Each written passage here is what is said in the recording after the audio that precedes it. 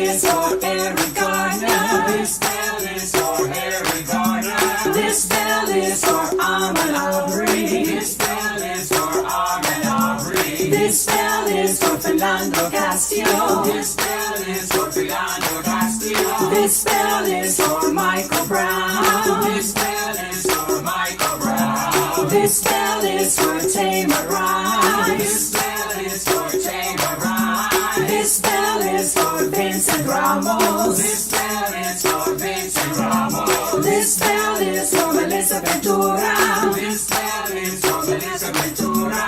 Trayvon Martin and all the others. This bell is for all the others.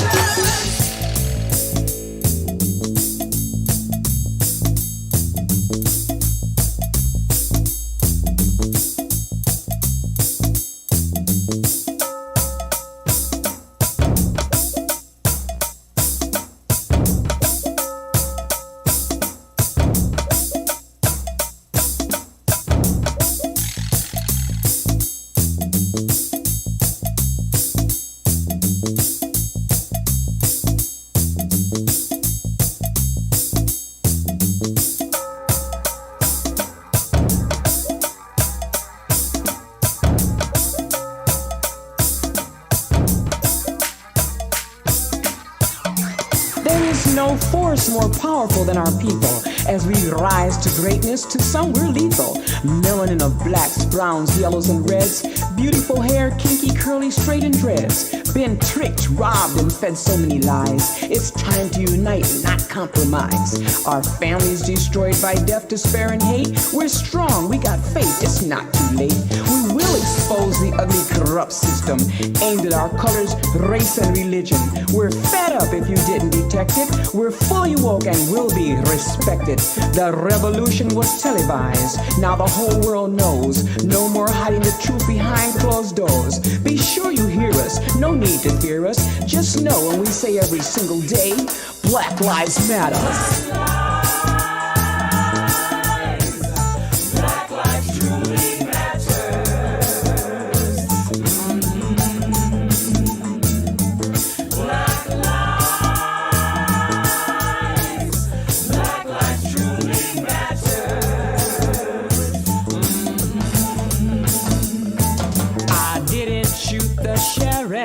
But the sheriff shot at me. I didn't shoot the deputy. As the world watched, they could see. Systematic racism. I don't care if you wear blue. I said systematic racism. Soon you will be through. You keep killing all my brothers and sisters. Just don't get no rest. You chase them down and shoot them up. Keep taking away our best. No hiding from the videos. And now the world can see what's been happening to my brothers. Justice is what we need. Black lives truly matter.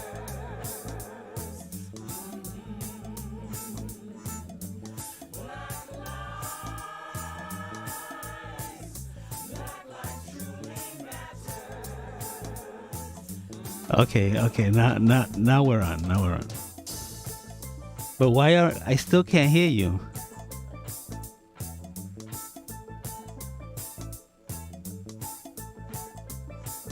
I hear you too on my laptop over there.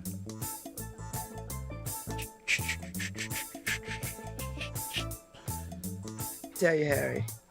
Good morning, beautiful people. Welcome to LoveBabz, LoveTalk. I'm Babz Rawls-Ivy. Harry's manning the New Haven studio. Happy Tuesday.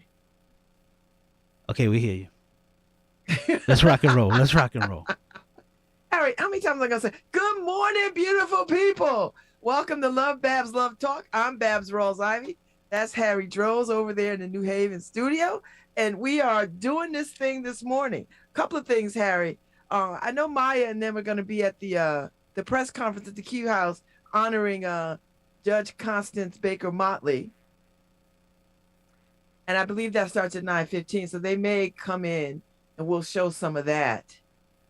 And we have a guest at 10:15. We have my good friend Ina Williams. I just sent you her stuff so that you could put it up. But Ina Williams, senior vice president and chief nursing officer from Yale New Haven Hospital. I've been wanting to have her on for a minute. So she's my guest at 10:15.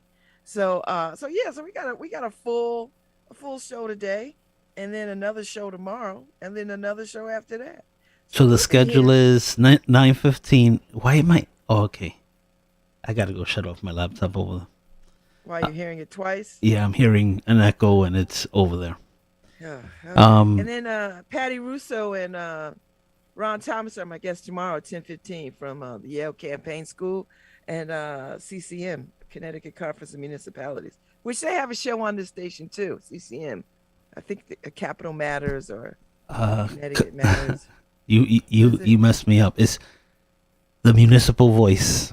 Oh, I just gave them a whole new name. Yeah, and it just, when I went to say it, it just jumped into my head. Capital Matters. Messed me up. Okay, so today 9:15, word on the street, and then we're supposed to jump into the press conference. I think so. I think we're gonna do some of it, not all of it. Yeah. Just because it's kind of cool to be able to be on the scene for stuff. I sent Connie Royster the press release yesterday because I don't think she knew about it. I don't know how they honor and judge Constance Baker Motley and not like call her people. Maybe they don't know. I don't know. Who runs City Hall? Oh my God. When you don't plan. I know, right? You just like, oh, this seems like a good idea. Let's get this in for Black History Month. Yeah. Because we don't know what the hell else to do for Black people. They're like, oh no, we can't honor anybody in March. Oh no. And she could be honored in March. No. Because she's Women's History Month, but she's Black. So we got to cram all the Black stuff we can to show Black people, our Black constituents, that we care about their... That Black lives truly matter. Mm. You know what? This is such a damn shame. And then they go fire off a press release. We honoring. All right, whatever. Let's get it done in Black History Month. And I can tell you for a fact, Harry, some of those so-called elected people didn't even know who Constance Baker Motley was. Well, it gets you have to pass the bio down. Oh, Lord have mercy. I had a particular conversation with a particular elected official, and that particular person did not know Constance Baker Motley. Eyes glazed over, and I was like, okay. Anyway. Yeah. Anyway, so today's Tuesday. I'm in New Haven. Yay! And got my burned coffee. Oh, see, leave those fast food coffee places. Bottom of the end of the pot that's burned. You know where you won't have that happen at? Your house. You could buy a coffee maker, Harry, that will make your coffee just in time for you to walk out the door. And you can have it how you want. And I ordered a plain bagel with butter. And now you got all kinds of other stuff on it, right? There's 3 pounds of butter. What? I mean, I never understand that. Why they take a whole scoop and now somebody behind you likes it like that. And then you have to scrape off. It's just disgusting. You know what the definition of insanity is, right? To continue to go to Dunkin' Donuts. The first way to solve a problem, Harry, is to acknowledge you have a problem. Stay out. Harry, you can buy really great bagels and put them in your house and put as much butter or less butter as you want. Scraping butter off your bagel while you drive is just like holding your phone in your hand. And yeah. Mm-hmm. Not and good. Where you could not do that at your house. Yeah. And I'm sure you've got a fancy toaster oven and everything. Yeah, I got a toaster oven and a toaster. I know. First world problems. The fancy convection toast Oh the my oven. God. So you know what? I don't even know why you give those people your money. They're not charitable organizations, Harry. You're not making a donation. You line in CEOs and board of directors pockets. Stop it. Although I do like Jesus this echo. I do like not paying in cash anymore because I mean for some people like for Dunkin' Donuts I like not paying in cash because I don't gotta give them a tip because they usually don't deserve it. Harry, it doesn't matter. They're still getting paid. You already bought their product.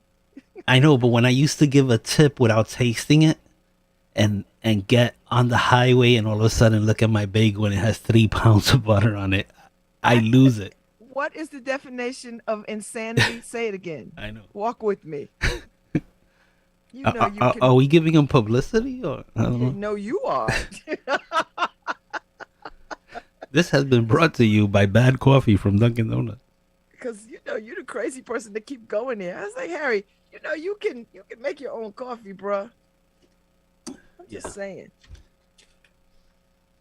You can make your own coffee. And my wife always makes coffee, so it's like, Oh my God, she's already making coffee, and I know you have a fancy container you could put it in.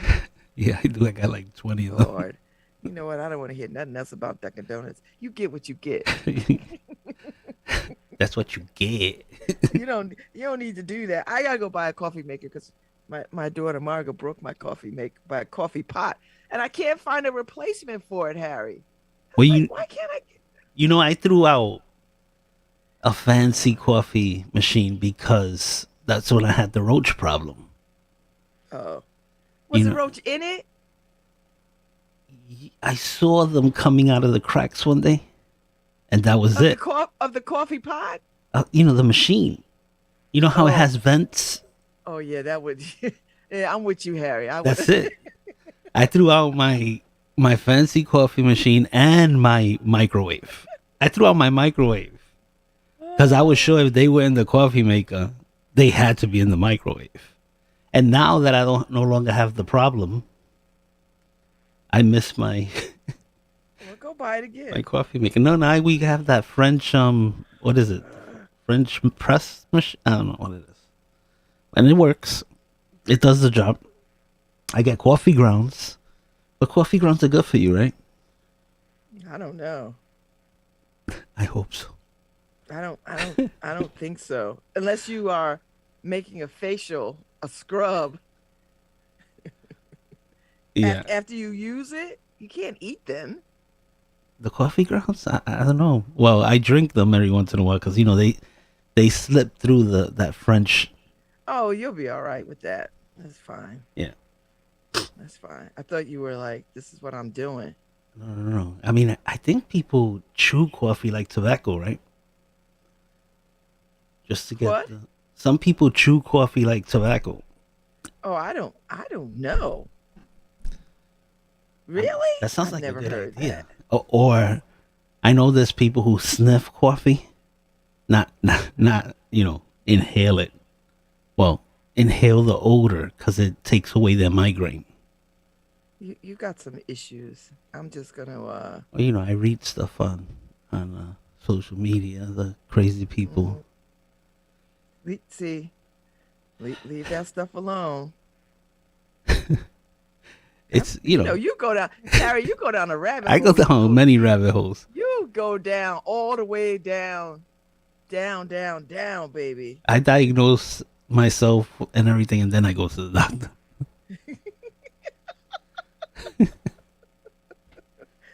So I'm gonna try tell you, people. I'm gonna try everything. Everybody on the internet tried first. Then I'll go to the Oh doctor. my God! And I know doctors hate that mess. Doctors will be like, "I wish these people stopped doing this."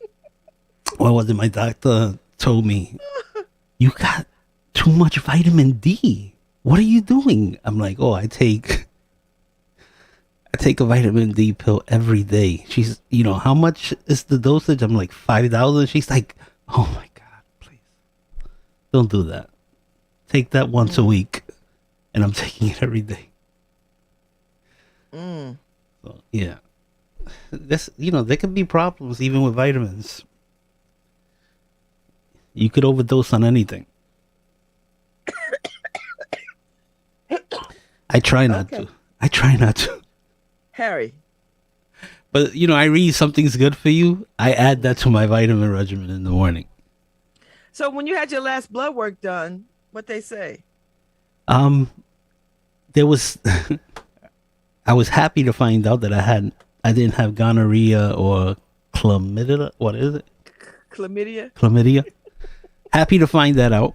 Oh, well, was there a chance? That's not what I went for, but that was the first thing they told me. And I'm like, oh, gee, thank you. But no, the urine was fine. Didn't have a urine infection or anything like that. Okay. So I just have to schedule my yearly physical, which is about 7 months late right now. All right, we'll get that done. I don't know. Get it done. I blame it on COVID. There you go. I go, it's COVID. The doctor goes, I can't keep prescribing you medication unless without seeing you. Yeah, without seeing you. Without you coming in and having a full workup. And I go, but it's COVID. Otherwise he's just a basic drug dealer. I'm like, but it's COVID. You know. So anyway. But yeah, I do have to go. You know, if I don't do it for myself, Babz, that means either you or Karen have to scream and yell. Yeah, and like I'm doing now.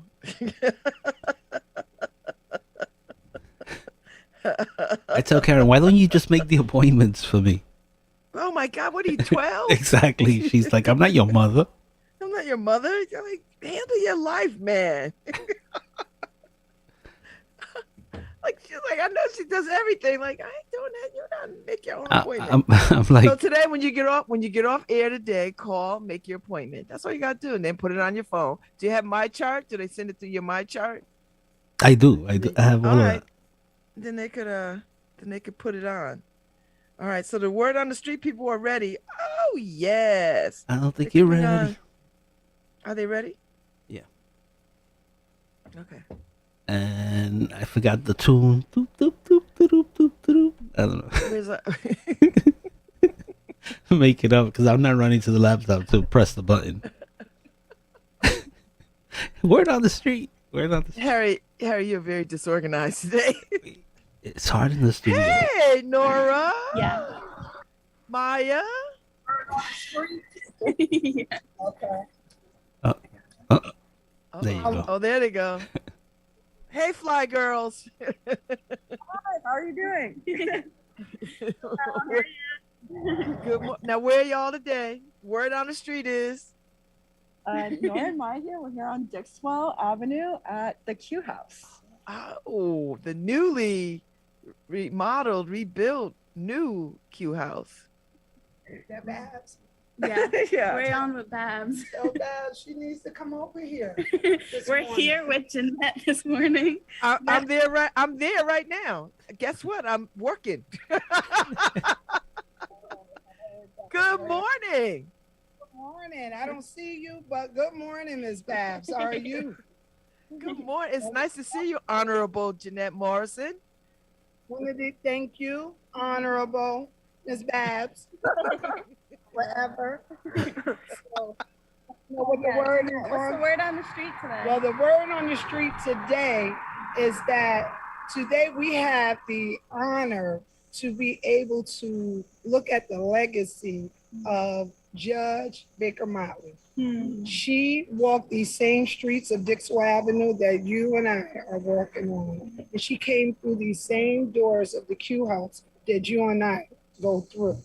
And because she came through the Q House doors, she met a man that started the Q House building. And because she demonstrated such poise, such grace, such, a high level of education, he asked her, what college are you going to? She said, I'm not going to college. I have 10 other sisters and brothers. And he said, well, if you want to go to college, I'll pay for it. And if you want to go to law school, I'll pay for that. And that's exactly what happened. The Q House is a training ground. The Q House is a place of opportunity. And so just like almost 100 years ago, Miss Judge Motley, Baker Motley came through these doors and got opportunity, all the children will come through these doors and get the same types of opportunity. So that's the word on the street. How does it, knowing that there's this legacy, knowing that you're following kind of historical path?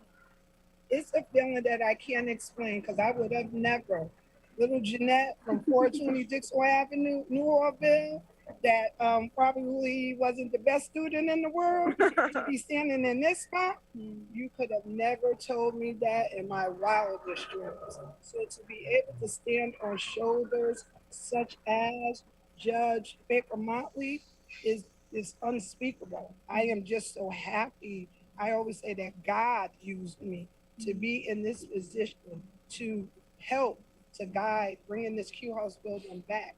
The same place where our judge got her opportunity is something that will live with me for the rest of my life. I'm thankful.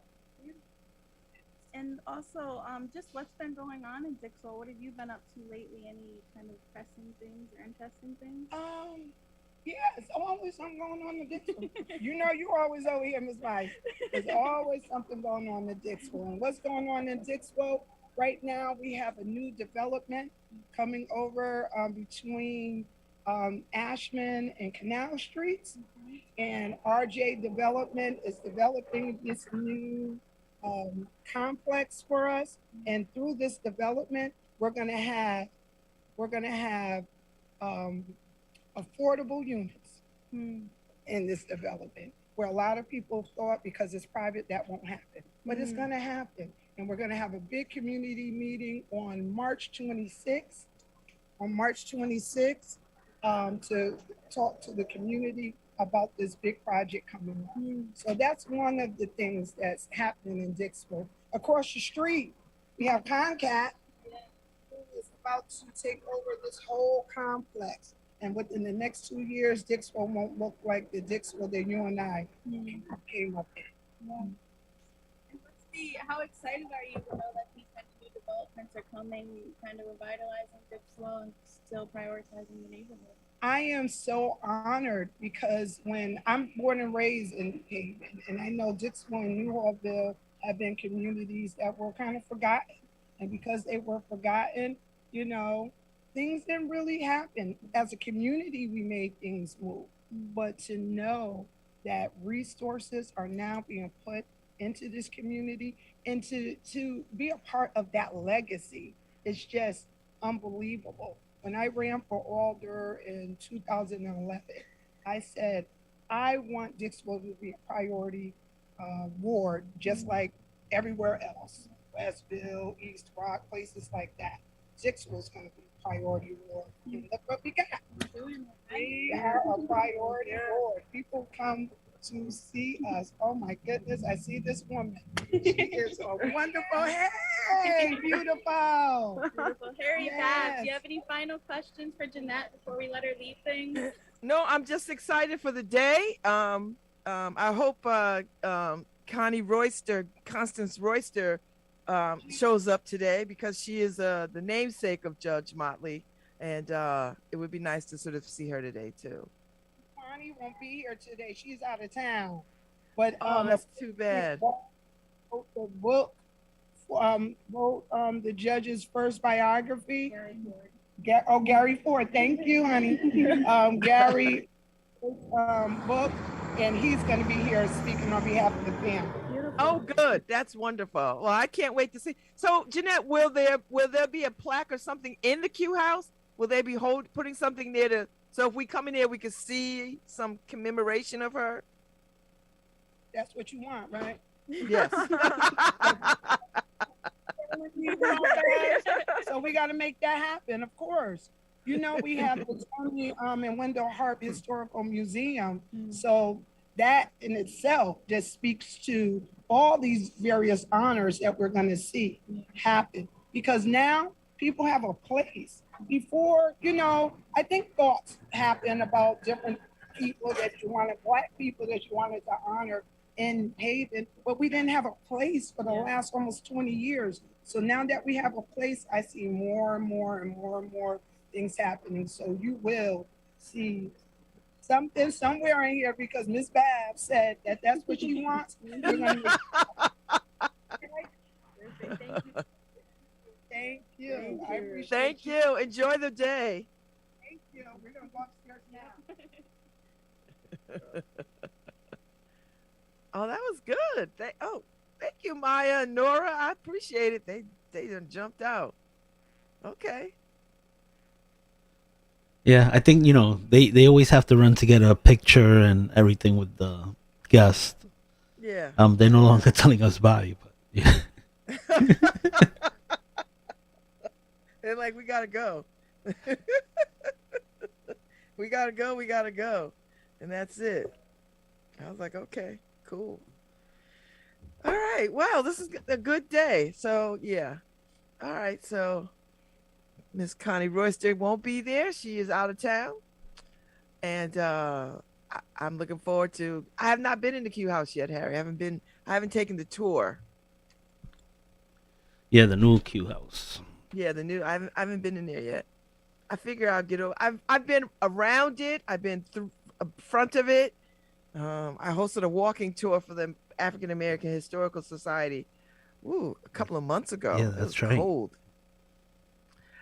So we ended up there, but I've got to make my way inside at some point. Just see the grandness of it. And see what's happening. Looking forward to what they do with it, and much needed to the community. I'm looking forward to seeing what Concat does with that whole corridor. Like, that's exciting. Yeah, That's really exciting. the initial stuff, and that when people start talking about investing in neighborhoods, you think to yourself, "Wow, great! Now let's see it. Let's see what happens." Because like everything, investing in people is what always falls short. Let's see. I'm excited. I'm Yeah. excited for the vision. I'm excited for the work. I'm excited for the end product. So we'll see. Yep.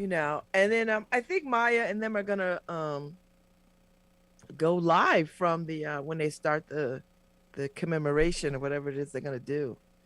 Yeah, they're gonna broadcast live from the event on Facebook Live, and we'll jump in a couple of times just to see what's happening. Yeah, that'd be kind of cool to sort of see what they're talking about and get a vibe. Like, all right, I'm with that. Yeah. And they got good weather for the moment. It's not raining. It's going to be raining later and then into the night. So Yeah. tomorrow's going to be a duck day. And then Friday, Harry, snow and ice because, Connecticut. Yeah, I mean 6 to 12 inches. No, is it? No. Yeah, whoa. How you making? On Channel 8, they said the European model, which is usually accurate, is showing that we're gonna get 6 to 12 inches along the state. But it's Tuesday, so that could change, especially in New England. That could change. It could be 50 and sunny. We could do something else. Lent is coming, Harry, and I love the season of Lent, so I'm getting prepared, trying to think about what I want to do. I think I'm gonna fast for these days of Lent. From like sun up to sunset, that kind of thing. I never. Well, is that when people put dots on their head? The ash. That's well, that's Ash Wednesday. It happens during Lent or something. I don't know. I never get used to that. All the years I've been on this earth, it's always shocking to see ash on people's forehead. Yeah. Even when I was a Catholic, I just couldn't do it. You're not gonna, what's the difference between that and grabbing ash from an ashtray? Well, there is a difference, Harry. It's not dots. It's And Ash Wednesday is what It's a 46 ritual. days before Easter, and Oh, okay. See, that makes sense. so Now, do you know the reason for the ash? I've never understood it, but you go to Sunday school. I used to just fall asleep and get smacked on the head. Oh my God! Why did you even? Your parents failed you. Well, I was No, they Catholic. didn't fail you. I was Catholic Well, till like you were 13. No, when do you do? really, and then When do you do oh, your? were you raised Catholic? I mean, Yeah, yeah. So and you took I did my catechism and the whole communion. thing? I did my communion, my confirmation, Really? and then I got out. Then I bailed when I was, could think for Wow, myself. Harry. Wow. And then I became Wow. Pentecostal at 16, Mm, 17. I don't know. One of those. really? I did not know you were Catholic. Growing up Catholic. Yeah, it's crazy. I know a lot of Latinos are Catholic because my kids came through the parochial school system, and so there was a lot of Latino kids in their school. So, but Ash Wednesday is man's reconciliation with God. That's really what it is. So you get the mark of the cross with the ashes on your head. Did Jesus do that? I don't think that's a Jesus thing. That's a ritual that never made sense. Why? Why doesn't it make sense? It's like a pennant, right? Like I thought you that's what Jesus' death on the cross was. it's not a pennant. It's like it's just a way for you to remind yourself that you and God are one, and that your humanness, your mortality is just a short time on this earth, and that you reconcile that with the presence of God. That's really what it is. Yeah, that's not one of those that I could get into. Dirtying my forehead.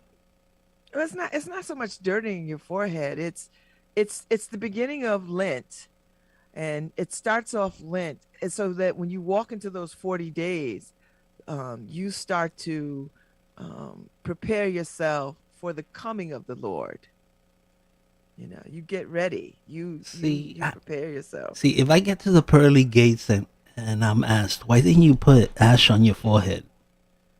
I'll just tell God, I got sensitive skin. You created me with sensitive skin. I don't want a rash on my forehead. Well, you're not going to get a rash, and the ashes are sacred. So What? it's just a reminder that you are mortal, and that Oof, I can't from get dust into you that. came is dust you'll go back to. So I'm looking forward to it. Lent is my favorite time. And and it is The Paul said God is a dermatologist. You will understand. oh, come on. That's what It's some people. it's my favorite time. I love that Lent sits at the cusp of spring, all new beginnings. I love the Christ story. Oh, the only ritual I could get into Christian ritual is Christmas. Okay. Because I get stuff. No, I'm kidding, but no, but the rest of the rituals are just, I don't know, they're just too crazy for me. Especially, I don't know what's crazy about Lent. well, especially like when I was Ash a Wednesday. Christian, and the New Testament, which is your New Testament with God, never did any of that ritualistic stuff. So except for this is my body when he's the final supper. Well, the Hebrew text, Harry, comes out of the Judaic practices. So the I get Hebrew it. text came out of that, and then the new sacred scriptures took some of that, carried it forward. So My Jewish side wants to be really, ritualistic, but I love the I can't. ritual. I love ritual and the mystery. I mean, I love the mystery of the rosary. I I love some of the Jewish holidays. I love a lot of the Christian holidays. I mean, I just I like a lot of all the sacred things that we do to stay connected to something larger than ourselves. And I love that people still want to have a commitment and a connection to something within and without themselves. So I like it. So I follow along. But Lent is my favorite time. And when my church was a functioning church, we'd always have a theme for Lent, whether it was art or music or reading or whatever. Because my church, part of its mission was, where art and intellect meet. And still one of my favorite things to think about, where art and intellect meet. I just find that so profoundly moving. And so everything that I do now sort of connects back to art and intellect with a dose of God centeredness somewhere in it. So yeah. So I'm looking forward to Lent. So I'm trying to decide. I'm trying to decide what I'm going to discern and be contemplative about for the next 40 days, starting on Ash Wednesday. But before Ash Wednesday, there is Fat Tuesday. All right. Let the good times roll. I'll be right back. I gotta go and set up the Facebook feed. Mardi Gras. Yes. See, fun. So Mardi Gras is Fat Tuesday. So I'm looking forward to that. So, and they used to do a good Mardi Gras at the Saint, what is it, Saint Paul and Saint James over there in Olive. I've gone to a couple of their Mardi Gras where they, the whole thing that, the fancy food before, pancakes and sausages, and their jazz church, like they have a jazz band in their church. And so the music would be pumping and, beads, the whole nine. So I gotta go on their website and see if they're doing anything like that this year. Because I so enjoyed that so much. So yeah, so Mardi Gras, Ash Wednesday kicks off Lent. We are ready. Let's figure out what I'm gonna do for these 40 days. I think I might. I mean, the easiest thing to do is to give up drinking, right? To give, you want to give up something, So I mean, the easiest thing for me to do is to give up drinking for 40 days, whatever, Some people give up meat, some people give up all kinds of things. So I might do that too. I might give up alcohol and meat for the 40 days. I might do that. I haven't done that one in a very long time. I mean, I gave up drinking for, to get ready for the Tina surgery, to get ready for the hips. So I had to do that, but and that wasn't hard. So what I think I'll do is I might give that up just for I'll know. I'm already starting to think about this. So when I wake up on Ash Wednesday, before I go to bed on Fat Tuesday, I wake up on Ash Wednesday, I will have decided what I'm going to do and how I'm going to move forward through this Lenten season. I think that's what I'm going to do. So I think we're going to stream some of the press conference for Judge Motley, the commemoration. I still find it odd that they're doing it in Black History Month. Like, that just gets on my nerves. It just gets on my nerves. It's like, I don't know. It's like, oh God, I just can't stand it. So, Babz, can you hear me? Yes, I can hear you. Okay, the volume on the video isn't that great. We'll cut to it now. Yeah, cut to it. I'll mute myself.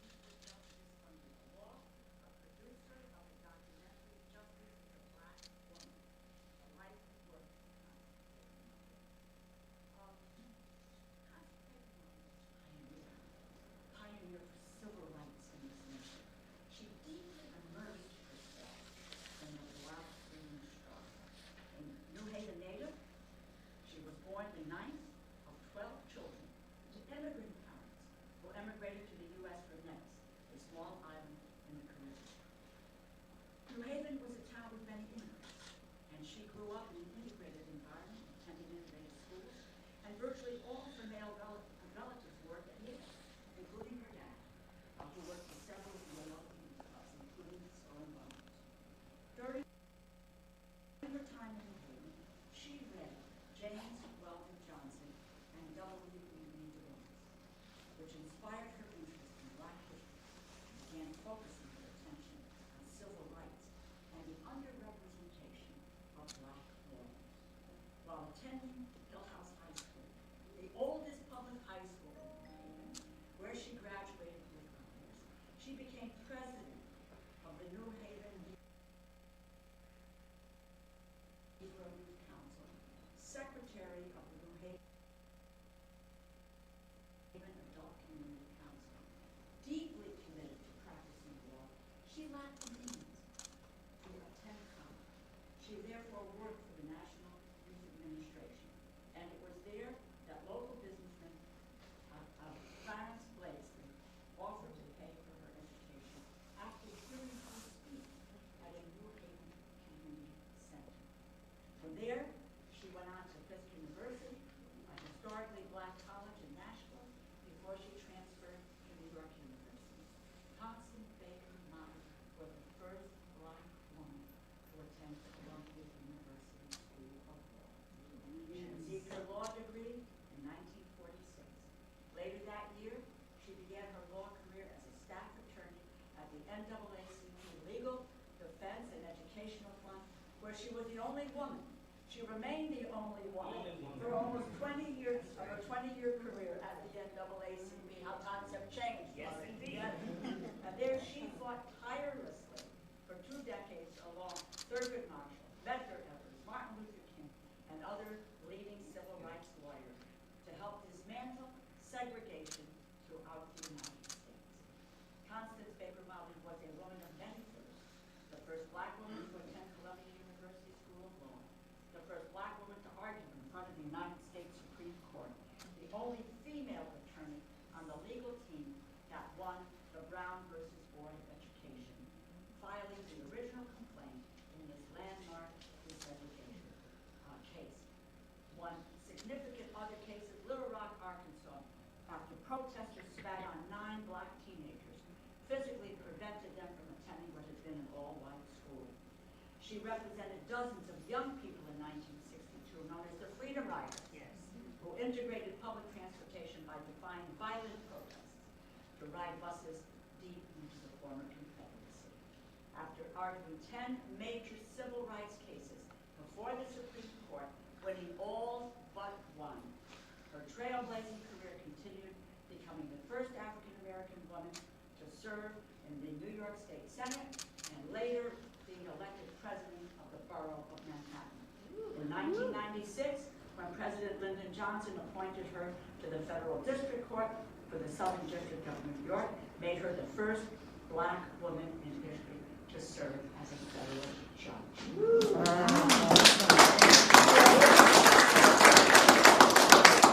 Throughout her professional life, she always maintained her close Connecticut roots. She and her husband, Joel Motley Jr., were married in New Haven, owned a home in Chester for many years. In 2005, Judge Motley passed away at the age of 84, and her family held her funeral in the same New Haven church where she was married. She still has roots in New Haven through her niece, Constance Royster, who was born and raised in New Haven. Driven by her relentless commitment to equality, respect, and justice, Constance Baker Motley spent her entire life giving back to her community and country, serving as an exemplary model of leadership and perseverance. So many have been strengthened by her example, and so many lives impacted by her courage, her determination, and her transformative civil rights work. Last year, Judge Motley would have celebrated her 100th birthday. So as we celebrate Black History Month this year, a Congressional Gold Medal is a fitting award for a woman who broke so many barriers.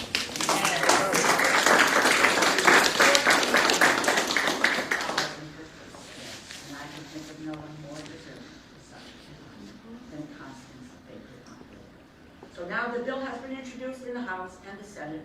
We have work to do to ensure that the legislation is considered and that Judge Motley is recognized for years of work combating racial discrimination.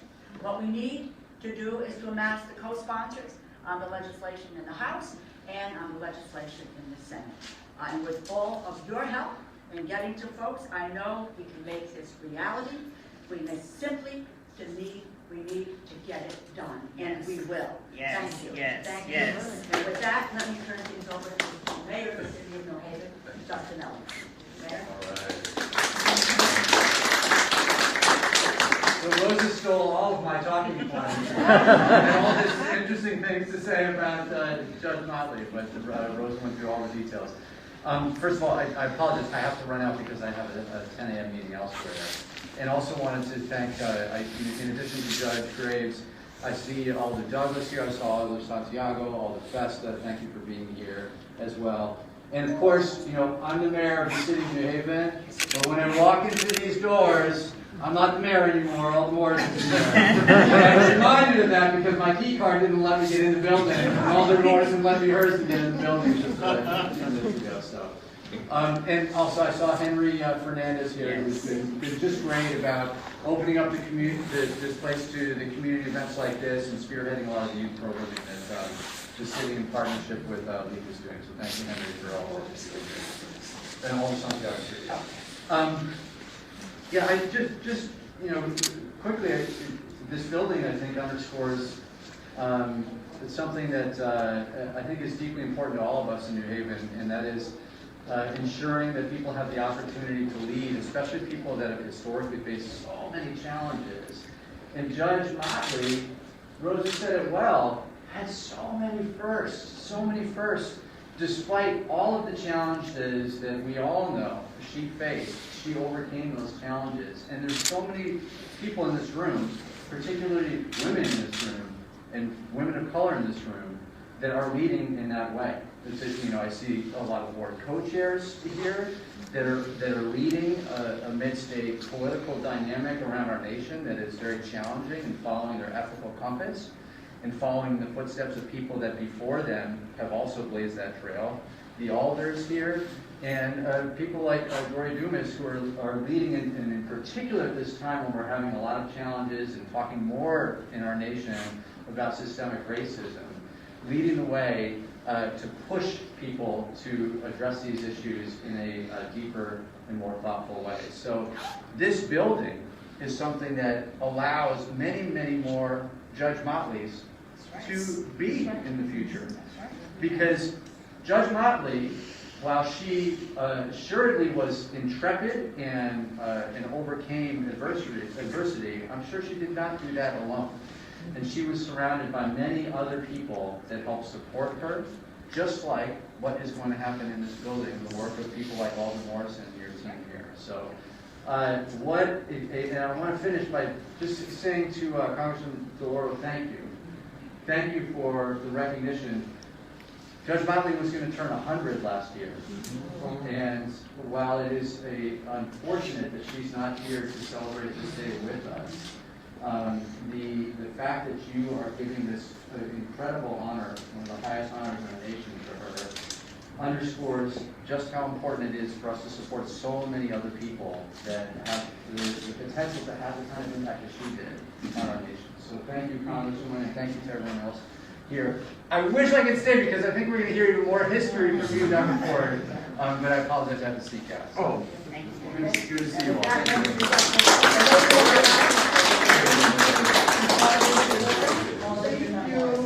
you, Ms. Laura.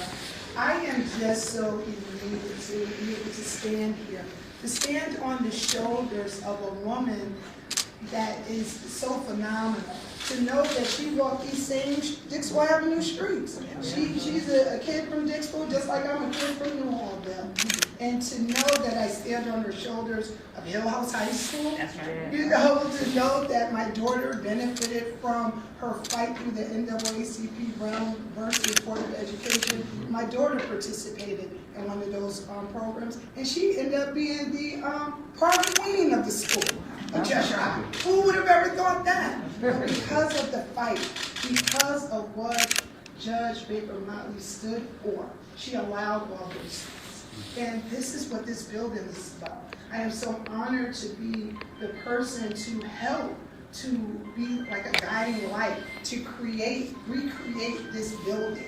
Because the concept, the legacy still lives on, it never died. But to be able to be in this position, I would have never thought it in a million years. But I am so thankful. Rosa, you know, you try to always be so formal, but I have to say, Rosa, thank you. Yes. Looking out for your homegirl. Thank you. That's your homegirl. You lived up the street, you know, you weren't here when she was born, but you looked out for your homegirl, and I thank you for that. I thank Patty. I thank you. Thank you, Patty. I have a very close relationship with Patty because I'm one of her graduates, 2018.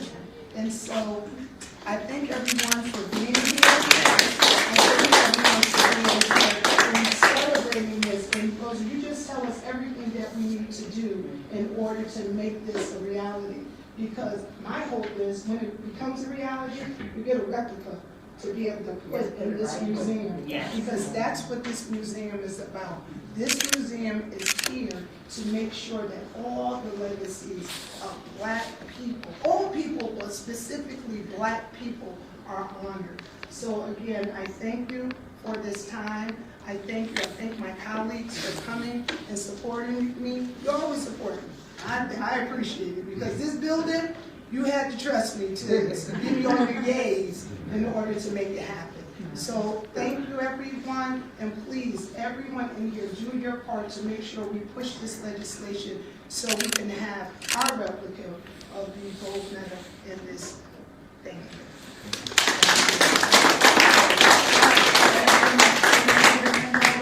President, didn't have to wait 20 years. Thanks to people like Judge Motley. Good morning. I bring greetings on behalf of the Greater New Haven branch of the NAACP. I am so proud and pleased to stand here to honor the life and legacy of Judge Constance Baker Motley.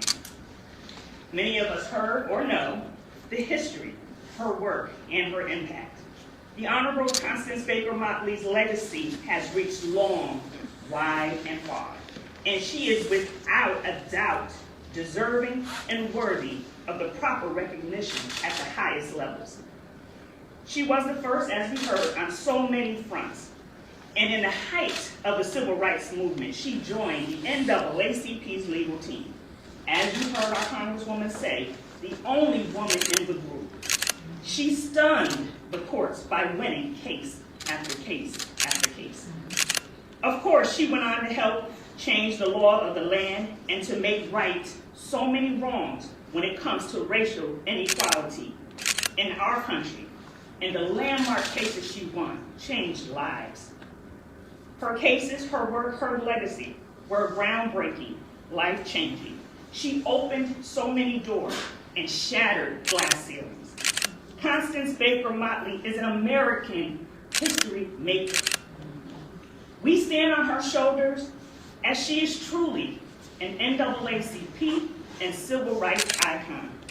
When I think about her courage, her brilliance, her dedication and commitment, especially in those times with all of the resistance, opposition, and blatant racism that she endured, yet she persevered and she kept moving forward. Constance Baker Motley showed us the power of the law has to affect change. She taught us to see and to utilize, if we use the law effectively and fairly, that we too all can see real change and progress in our community. For me, knowing that she was from New Haven, she attended the same high school I attended, James Hillhouse High School. She attended the church with my grandparents, St. Luke's Church. Our families were friends. And the fact that she's a Black woman, she was an NAACPer, and an honorary member of my beloved Alpha Kappa Alpha Sorority Incorporated, it gives me a personal sense of pride and respect, and a special connection to her. This past September, which would have been her 100th birthday, I stopped and I posted and I reflected on her life, her legacy, and her contributions. Hi, this is Babz Rawls-Ivy from New Haven, Connecticut, and you're listening to WNHHLP 103.5 FM, streaming live at and how she was newhavenindependent.org. deeply immersed in Black freedom struggle and was a true warrior for justice. I was honored to meet her when she received the NAACP's most prestigious award, the Spingarn Medal, in 2003. I believe Judge Clifton Graves was there with me at the NAACP convention, where I, along with the other delegates, got a chance to go up and speak with her and thank her and honor her in person. What a special evening that was. And now, thanks to our very own Congresswoman Rosa DeLauro, who introduced the Congressional Tribute to Constance Baker Motley Act of 2022, a legislation to recognize Judge Constance Baker Motley by awarding her the Congressional Gold Medal, which Judge Motley is so worthy of and deserving of.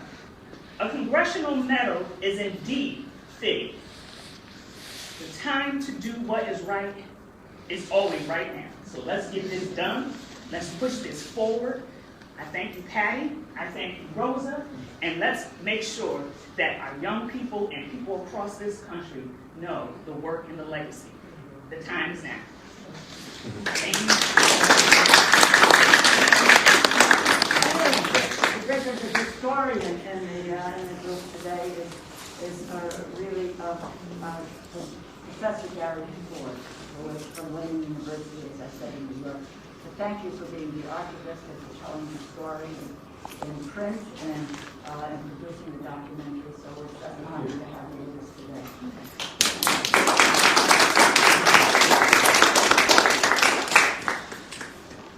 Good morning, thank you. I am the historian, but I get the lucky benefit of having that wonderful summary of Judge Motley's career that you gave, Congresswoman, which will give me some time just to express my joy at the end of a very long battle to finally get Judge Motley the recognition that she deserves.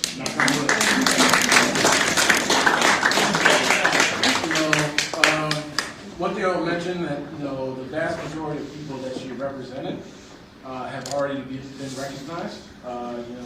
People like James Meredith, people like Martin Luther King Jr., who she also got out of jail a few times. I think it's more than time for her to get her recognition. Especially. We talk about Black History Month, we talk about, some of the key figures, names that come up all the time, right? But there are other leaders who do not get the recognition that they deserve. Absolutely. For instance, Montgomery bus boycott, everybody thinks about Martin Luther King Jr. and he did his part, but not many people think about Joanne Gibson Robinson, right? Not many people think about Claudette Coleman, so I think, we have a reckoning now with history, where we're going to do our best to have a more inclusive historical narrative, talk about different types of leadership, not just men in the clergy, but women who are doing things a little differently because they have to do them a little differently. So I am elated. Judge Motley is my role model. Yes, men can have women. Don't cut yourself off. You have to violate. And briefly, I'd like to thank my mother, Professor Marilyn Ward.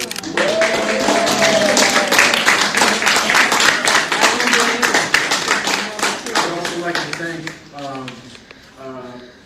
members of my department at Lehman College, in the Africana Studies department, who've been so supportive of me. And I would like to thank everyone to my left and my right. I'm going to take this time, because I don't really have to give you the history of Judge Motley, just to give you the words of her niece and also of her son. The family has a statement. I'm going to try to get through as much of it as I can. Okay, this is from Constance Royster. I call her Connie, but Constance Royster. Thank you for the opportunity to express the gratitude of the Baker Huggins family to all those who had worked so diligently to recognize Constance Baker Motley with the posthumous Congressional Gold Medal. I regret that I am out of town and unable to be present in person, but on behalf of the family, I want to publicly thank the bill's sponsors, which include our own Congresswoman Rosa DeLauro, host of today's press conference, who, when asked to carry this torch on behalf of a native of her district, did not hesitate. I also want to thank the other co-sponsors and supporters, New York Senator Chuck Schumer and the Congressional Black Caucus, Professor Gary Ford, it's weird to say my name, author of Constance Baker Motley, Woman's Fight for Civil Rights and Equal Justice Under Law, has been the prime and constant force behind this effort, and the family is indebted to him. Indebted to them as well. I would not have made my research material without them. We are thrilled that this Congressional Gold Medal press conference is taking place in Judge Motley's hometown. She was born here, educated in New Haven Public Schools, and attended St. Luke's Church. The Q House was central to her life. This announcement and press conference is a continuation of the centennial anniversary of Judge Motley's birth. It is past time for New Haven and the nation to recognize Judge Motley as a civil rights queen, which is the title of a new book about her life by Professor Tomiko Brown-Nagin. Today we celebrate a step in the process with the help of Congresswoman Rosa DeLauro. Please support Congresswoman DeLauro's efforts until the bill is finally signed and the medal awarded. And thank you, respectively, Constance Royster, niece and namesake of Constance Baker Motley, February 22nd, 2023.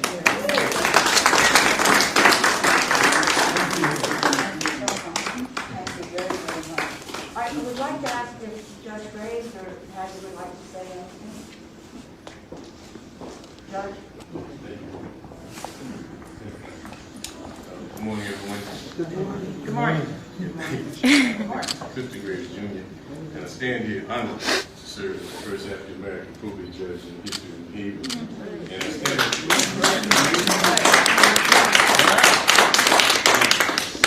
it's not about me, it's about this young lady here. I was inspired, I was inspired and motivated by Judge Motley. I had the opportunity on several occasions to meet her. One of her nieces, Tony Wright, was married to Clinton, like my fastmate in Tulsa, and they lived next door to my parents. So every time Judge Motley would come to town, they would call me, and I would come over. I would just sit in the living room and awe, and thank her, express my appreciation to her for all that she did and the sacrifices that she made, being the only woman. And so, African American to serve with Thurgood Marshall and that crew of male ego. but the fact that she stood her ground and did some wonderful things. I want to thank certainly again Professor Ford Brown for brought Judge Motley to Quinnipiac Law School when she wrote a book. No, I didn't write a book. He wrote a book. Yeah, that's right. But she was there. I got a chance to sit down with her, and so I was. But I remember the words of great Justice Luther Brandeis, who said that if we demand respect for the law, then we must make the law respectable. If we demand respect for the law, then we must make the law respectable. Judge Constance Baker Motley spent her life making the law respectable for all people, men, women, African American, Latino, Asian, all races and creeds. And so we stand, all of us are indebted to her sacrifice, and the fact that she grew up right here in New Haven. The other hat I wear is pussy. I teach African American history at Gateway, and I tell my students this: if you don't remember one name this entire course, you remember Constance Baker. Middle school, Hill House High School, went on to college and made history. That's one person you should know. You came from right out of Haven, so hopefully she continues to inspire and motivate so many of us. So I thank Congressman Rod for helping us pushing this through. Thank you. Give her a hand.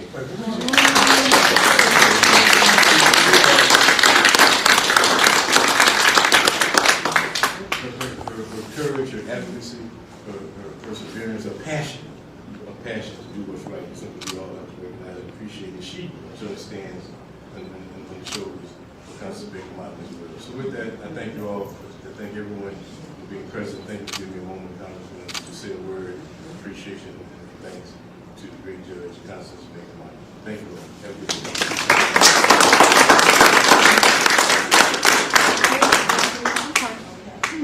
Patty, yes. Patty, yes. Yes. Patty, yes. Okay. Preach. Good morning. It's so great to be back in New Haven, and it's so great to be back out. Again, is she fabulous or what? Always ready for a fight. Not that this should be a fight. That's right. You know, we've got our number one here. Nobody does it better. And as I always say about Rose, it's easier to say yes to Rosa DeLaura than to say. Right, so thank you, Rose. And, you know, I first learned of Judge Motley when I was working for the late, great Della Abzug. Googled her. Judge Motley has a wonderful quote about there were so few women who were supporting me when I was, you know, considered to become a judge. And the only one I could really count on was Della Abzug. So with that, we fight on. We make this happen.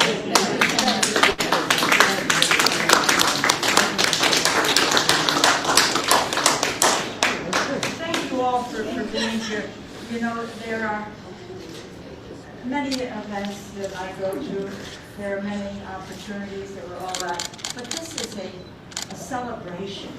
It really is of a life not only well lived, but someone who laid a trail for all of us. You know, for women, yes, for women of color, yes, but for women across the board, and men, yes, who is inspirational in what she did with her life and from our own city.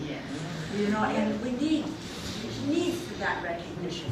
She needs, and I don't know what the curriculum is in our schools, but she should be at the center of the history of this great country and of the civil rights movement and what it's meant for people in our nation. So thank you all for being here, and happy to answer any questions. Congresswoman, can you tell us when Okay, you Harry. expect? Yeah, Thank you. We got to cut in. Yeah, we gotta go. But I'm glad that we got a chance to do this, because this is what we should be doing with our little radio station. That we can do what other people can't do. Be in spaces and be in places that are just important to us and not so much important to other folks, but very much important to us. So thank you for letting us do this on our show this morning. I'm such a huge fan of Judge Baker, and she is one of the greats. And you know what? It could be in Black History Month, and it could be in Women's History Month. It could be in June. It doesn't matter to me. What a wonderful way. And to see folks in the room was really good. So, all right. I got a guest next. Yep, we have a guest. We'll be right back. On the radio, you're gonna hear some music. You're gonna hear some music. Facebook, look for that link, because we'll be right back. You're listening to LoveBabz Love Talk on WNHH LP 103.5 FM. Your home for community radio.